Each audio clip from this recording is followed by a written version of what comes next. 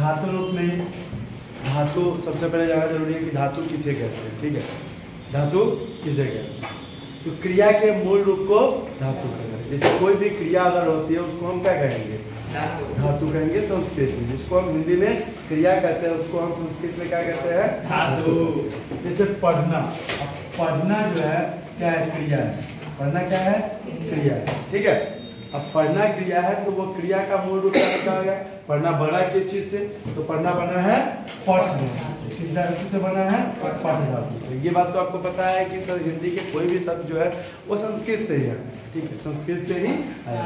आप लोगों ने हिंदी में पढ़ा होगा तत्सम, तद्भव, देशज और विदेशज। तत्सम शब्द किसे कहते हैं? तो संस्कृत का वो शब्द जो बिना परिवर्तित किए हुए लिखा है। जैसे कि हम लिखते हैं पुत्र, आपका पुत्र लिखते हैं ना, पुत्री, तो इसको कोई परिवर्तन नहीं करते। लेकिन इसका जो है परिवर्तित रूप जो होता है वो तद्भव होता है। क्या होता है?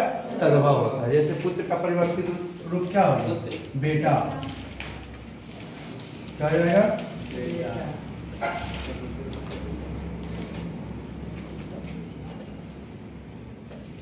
बेटा। तो ये क्या हो गया? तद्भव हो गया। उसी तरीके से पठ धातु से बना पढ़ना। पठ धातु से क्या बना? पढ़ना। क्लियर है? कोई दिक्कत? पठ धातु से क्या बना? पढ़ना। तो क्रिया के मूल रूप को हम धातु कहते हैं। ठीक है, अब बात आता है कि मूल रूप किसे कहते हैं? तो जिससे, जिस शब्द से उसकी उत्पत्ति हुई हो, ठीक है, उसको हम मतलब मूल रूप कहते हैं। कोई दिक्कत नहीं है। अब आगे जैसे कि क्रिया हिंदी में और इंग्लिश में आप पढ़े हैं कि क्रिया दो प्रकार की होती है। इंग्लिश में दो होता है ना, वर्ब, ट्रांजिटिव और इंट्रांजिटिव।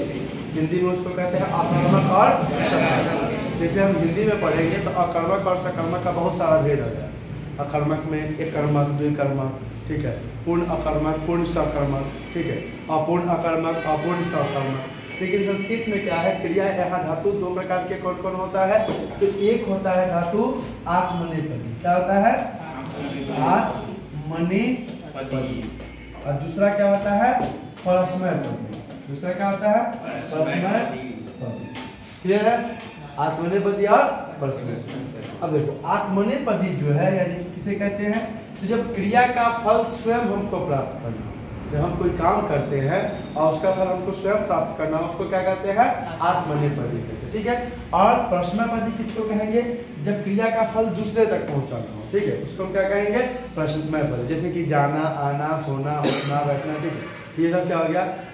ये परस्मैपदी है। लेकिन सेवा करना, अच्छा लगना, ठंड लगना, ये सब क्या है? जिसको लगेगा उसी को फल इसको मिलेगा। ठीक है, किसी को ठंड लग रही है तो वो ठंड किसको लग रही है? जिसको लगा फल उसका उसी को मिल रहा है। ठीक है, तो उसको कहते हैं हम आत्मनेपदी। कोई किसी का सेवा कर रहा है तो सेवा करने का फल उसी को मिलेगा, दूसरे को नहीं ना मिलेगा। ऐसा तो नहीं है कि आप सेवा कर रहा हो उसका फल हमको मिल रहा है, ऐसा नहीं हो सकता है। ठीक है, इसलिए हम वहाँ क्या इसका प्रयोग करते हैं? आत्मनेपदी करते हैं। क्लियर है? यहाँ तक कोई दिक्कत नहीं है।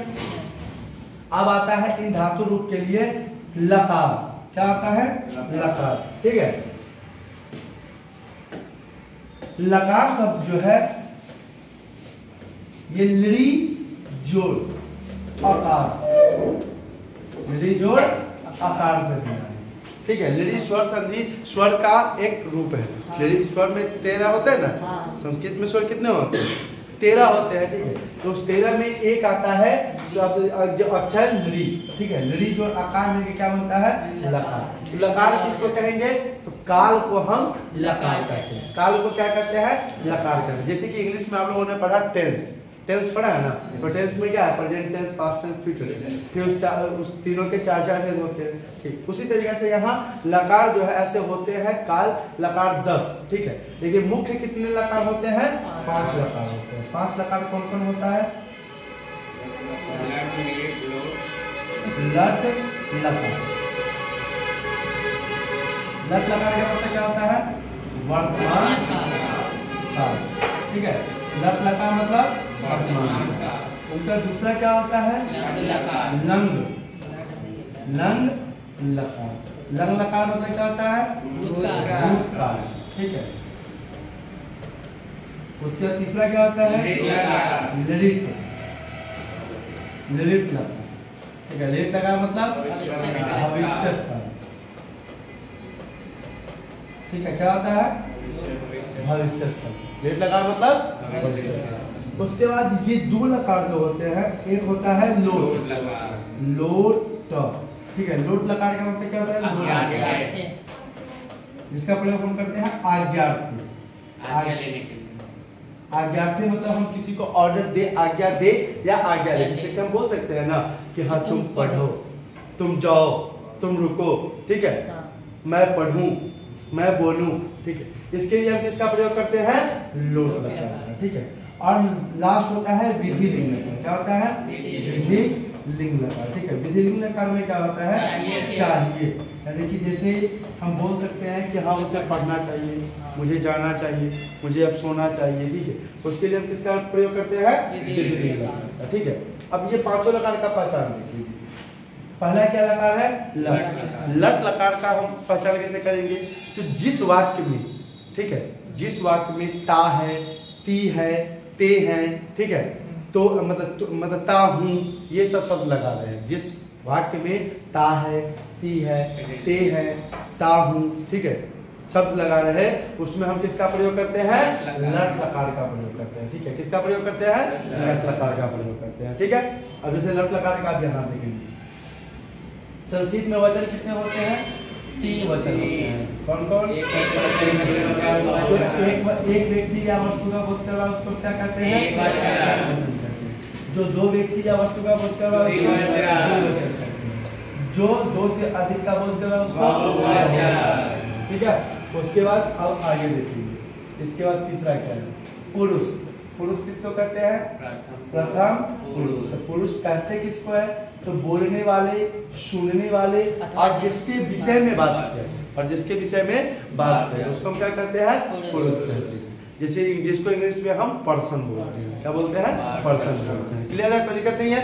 अब यहाँ आ गया पहला प्रथम पुरुष, दूसरा मध्यम पुरुष, ठीक है। तो जिसके विषय में बात किया जाए उसको हम प्रथम पुरुष कहते हैं, ठीक है। जिसके विषय में बात किया जाए उसको कौन सा पुरुष कहते हैं? प्रथम पुरुष। सुनने वाले श्रोता जो होते हैं, सुनने वाले श्रोता को क्या कहते हैं? मध्यम पुरुष कहते हैं। सुनने वाले श्रोता को क्या कहते हैं? मध्यम पुरुष। और बोलने वाले वक्ता को क्या कहते हैं? प्रथम पुरुष। यहाँ तक क्लियर है? कोई दिक्कत नहीं है। हम लोग क्या पढ़ रहे थे अभी? लट लकार के बारे में। लट लकार का पहचान क्या है?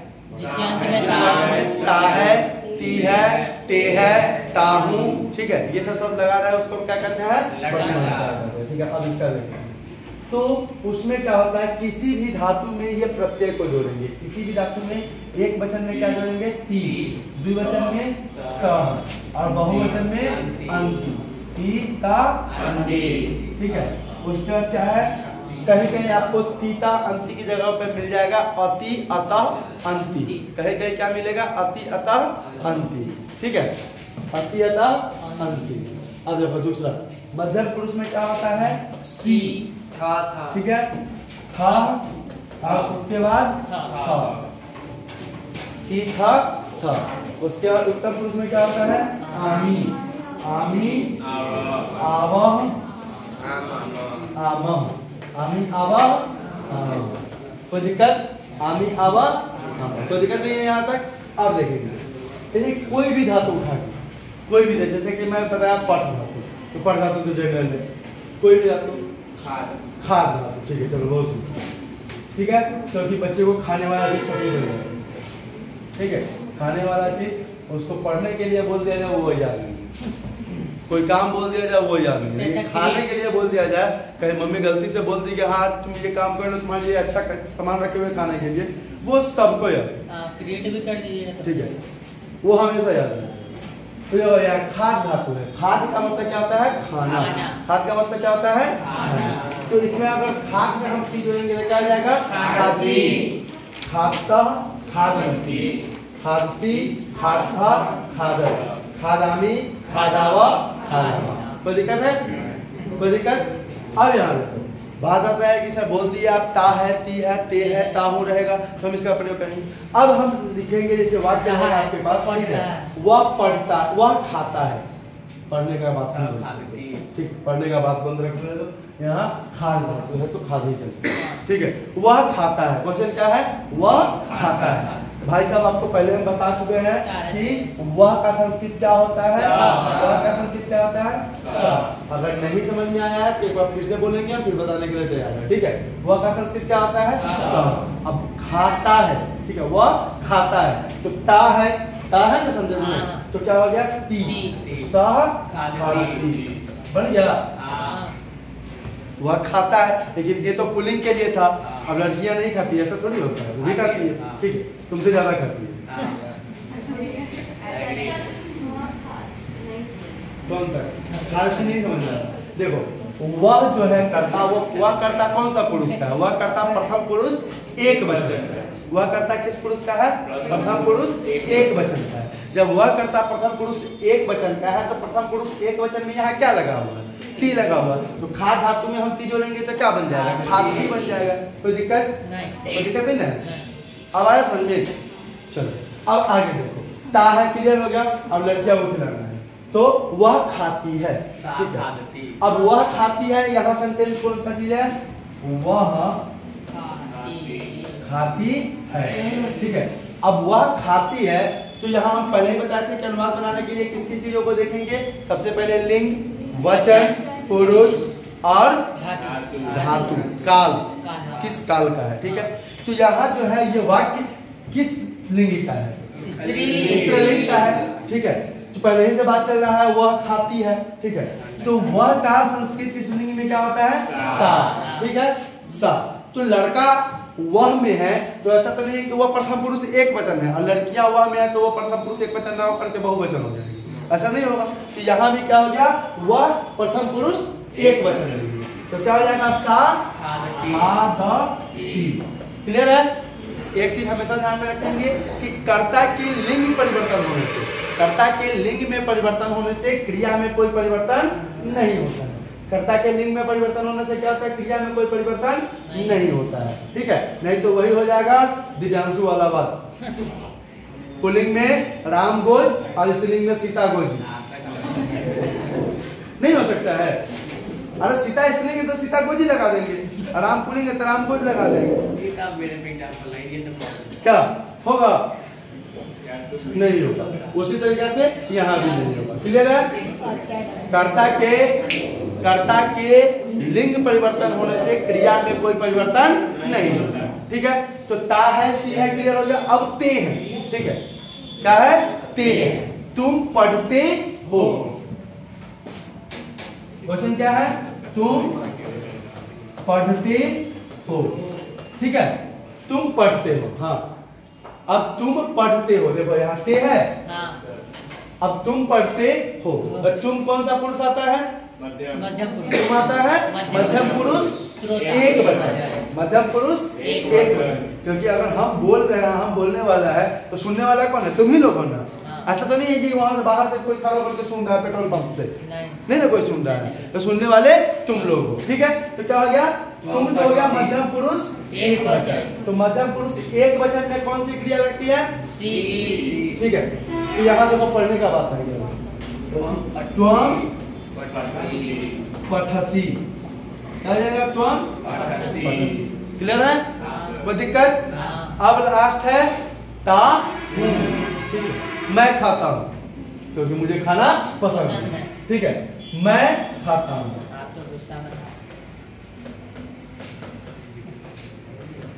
अब मैं खाता हूं, ता हूं आ गया, तो क्या हो जाएगा, मैं।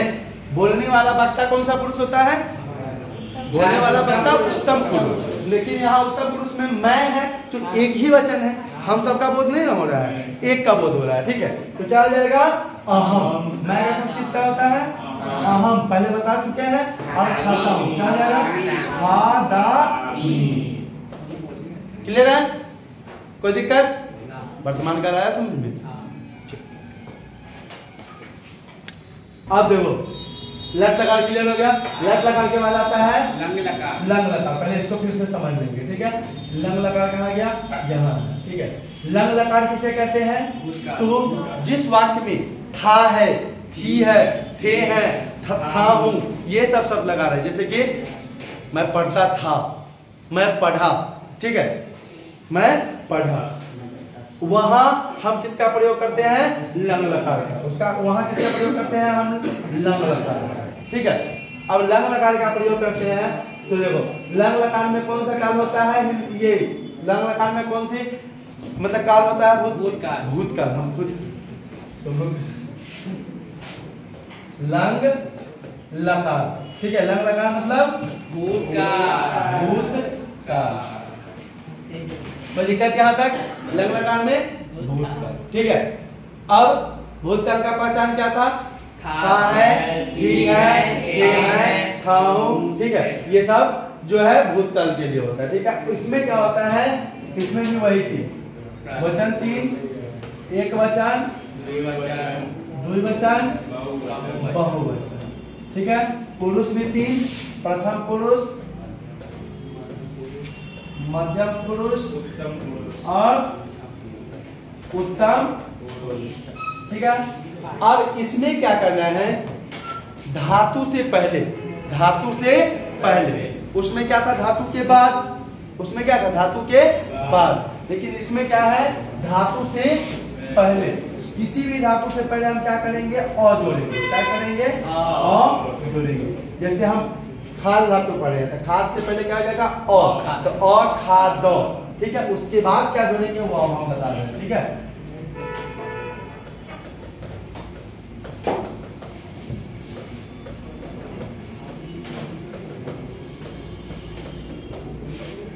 ठीक है, अब देखो क्या जोड़ेंगे?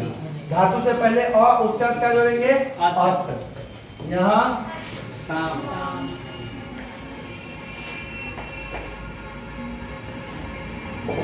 ताम और यहाँ अन। ठीक है, अत ताम अन। अखादत, खाद में जोड़ेंगे तो क्या जाएगा? अखादत, अखादताम, अखादम। कोई दिक्कत? यहाँ क्या जोड़ेंगे? उसके बाद तम, उसके बाद तम। यहाँ क्या जोड़ेंगे?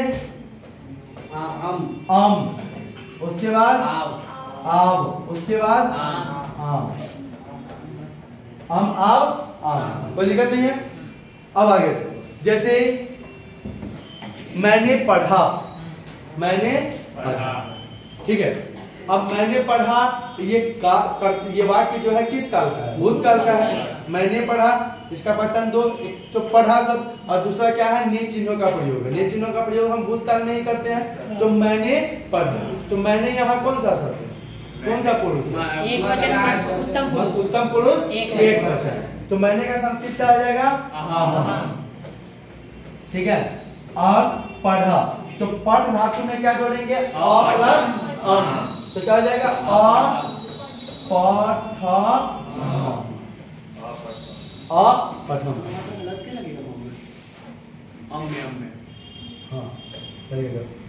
अपठम हो गया। कोई दिक्कत? कोई दिक्कत? दूसरा क्वेश्चन लग रहेगा कि तुम दोनों पुस्तक पढ़े।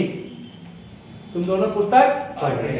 तुम दोनों पुस्तक माने पढ़े मतलब भूतकाल। ठीक है, तो तुम दोनों का संस्कृत क्या होता है? युवाम। क्या होता है? युवाम। पुस्तक का संस्कृत पुस्तकम ही, क्योंकि पुस्तक कर्म है, तो पुस्तक का पुस्तकम ही रह जाएगा। कोई दिक्कत? यहाँ तक कोई दिक्कत नहीं ना। अब देखो पढ़े, तो क्या है यहाँ? अपठम। तो क्या हो जाएगा? अपठम। कोई दिक्कत? कोई दिक्कत? अब दूसरा क्वेश्चन, वे सब खाए। ठीक है, ते अखादन। कोई दिक्कत? नोट कर लो।